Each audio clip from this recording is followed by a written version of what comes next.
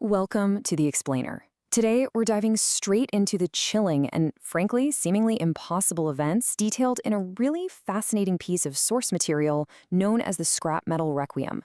We're going to break down an incident report that completely defies logic, centering around a scrapyard where the line between machinery and pure nightmare is entirely blurred. So, I want you to picture this. You're standing right in front of a rusted, imposing gate at midnight. Just beyond it lies this pitch-black labyrinth of jagged, twisted metal. You are 19 years old, and your friends have just issued a dare. Would you actually cross that threshold? Well, that is the exact scenario that kicked off the bizarre chain of events we're unpacking today. Section 1. The Black Hollow Legend, a graveyard of twisted metal. To really wrap our heads around this incident, we have to understand the environment itself. You know, the Black Hollow scrapyard wasn't just some ordinary dump for old cars. Absolutely nobody went near the place after the sun went down. The local rumor was that these specific vehicles came exclusively from deadly crashes. People whispered that the upholstery was literally soaked in blood and that the twisted metal frames still held on to the final, terrified screams of the drivers. For years, most people just brushed it off as town gossip. That is, until the disappearances actually started. Section 2. A deadly midnight dare, crossing the threshold. Now, the narrative shifts from this spooky town gossip straight into the highly specific, documented incident report of a 19-year-old guy named Ethan Carter. Now, Ethan didn't go in there playing ghost hunter. He went in because of a really stupid midnight dare. His friends are waiting nervously outside that rusted gate, and as Ethan walks deeper into these towering mountains of wrecked cars, the air immediately smells overwhelmingly of gasoline and burned rubber. And weirdly, every single step he takes echoes strangely, almost like someone else is walking right beside him. But the most alarming observation of all, he realizes that every single car door in the entire yard is slightly open, exactly like something had just climbed out of them. Section 3. The Junkyard Awakens, the Impossible Phenomena. Okay, so it's at this exact moment that things escalate wildly. A sudden, freezing wind violently sweeps through the aisles of the junkyard. The heavy silence is broken.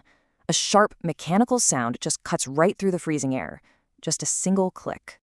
And out of nowhere, a pale yellow beam pierces the pitch-black darkness of the scrapyard. One single headlight on a completely mangled vehicle has somehow turned itself on. And then another, and another. Within seconds, literally dozens of entirely dead, wrecked cars light up the yard with these pale yellow beams. And then the impossible happens. The engines start coughing to life. Now keep in mind, the text explicitly notes that absolutely none of these rusted vehicles even had batteries in them. Zero. Yet suddenly the air is incredibly thick with the deafening sound of roaring engines. As Ethan freezes in sheer terror, the source material points out that the radios inside these dead cars begin to crackle, and through the static, these broken, pleading voices start broadcasting out into the night, whispering things like, "Help us." Section 4. Trapped by Haunted Metal, the Attack of the Black Sedan. So the situation morphs from an eerie anomaly right into a fast, chaotic climax. Ethan hears tires crunching in the dirt behind him. He spins around to see a black sedan rolling straight toward him, and there is absolutely no driver. The windshield is totally shattered, but importantly, it's shattered from the inside out. The windows are just caked in these muddy handprints, and the horn is blaring all on its own. All around Ethan, engines roar as rusted cars actually start moving by themselves, circling him like a pack of hungry wolves. The radios then transmit this absolutely haunting phrase, "Don't leave, you should have died with us." The junkyard lights begin flickering violently, and Ethan starts noticing shadows moving inside the empty circling vehicles. He sees pale faces staring out at him right through the cracked glass. Burned passengers, broken drivers, people twisted unnaturally in their seats.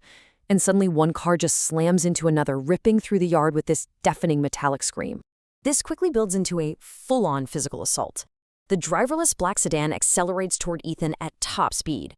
He barely manages to dive out of the way right before the car violently crashes into a mountain of wreckage. The massive impact completely flips the sedan upside down, but incredibly, it just keeps moving. The wheels are still spinning, throwing sparks everywhere. And as it sits there upside down, the driver's door slowly creaks open. According to the text, a corpse crawls halfway out of the upside-down sedan. The description here is pure nightmare fuel. It dragged itself across the scraped metal, and its bones were audibly snapping backward with every single movement. Its hollow-eyed eyes locked directly onto Ethan. Meanwhile, outside the rusted gates, his friends Jake, Tyler, and Mason hear the terrifying roar of the engines and Ethan's desperate screams echoing from the darkness. And what do? Terrified, his friends turn and run away without ever looking back. They completely abandon him. Section 5. The chilling aftermath. The missing boy. Let's look at the clinical, but truly horrifying police findings, starting with how rapidly this whole timeline of events actually unfolded. At midnight, Ethan crosses the threshold. Shortly after, the anomalous event kicks off. His friends hear him screaming, and they bolt. And the very next morning, once the sun is finally up, local police arrive to search the junkyard. But here is the massive mystery at the core of this explainer. The police found absolutely no physical trace of Ethan Carter. No footprints leading out, no torn clothing, nothing at all. The one and only thing they recovered was his cell phone. It was found just lying in the dirt right beside an old, totaled car that the police noted hadn't functioned in 20 years. But the story doesn't just end with a missing phone. The source material details that when a police officer reached down and picked up Ethan's phone, the radio inside that dead 20-year-old vehicle suddenly turned on, and through the crackling static, a terrified, familiar voice whispered one final warning. Please, don't let them drive me again. So, I leave you with this provocative thought to ponder. In a graveyard made entirely for broken machines, what truly powers the engines when the batteries are gone? Thanks for joining me on this explainer. Keep your curiosity sharp and, maybe think twice before taking that next midnight dare.